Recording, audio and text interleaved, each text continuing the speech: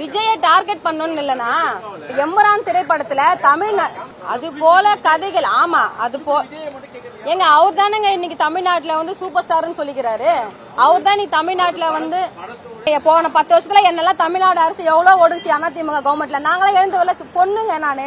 பொண்ணு நாங்களே 17 வயசுல இந்த மண்ணுக்காகவும் மக்களுக்காகவும் அந்த மண்ணோட உரிமைக்காக போராடி 3 வாட்டி சிறைக்கு போயிட்டேன். 22ல ஒரு சிறை, 26ல ஒரு சிறை, 30 வயசுல ஒரு சிறை கண்டிருக்கேன் நானு.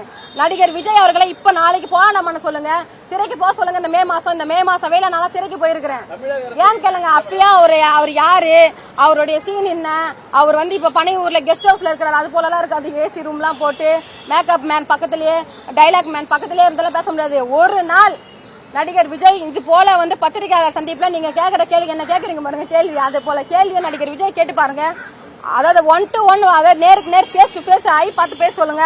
முடியாது. ஏன்னா பக்கத்துல இருக்கவங்க என்ன டைலாக் எடுத்து பேப்பர் கொடுக்கணும் கையில.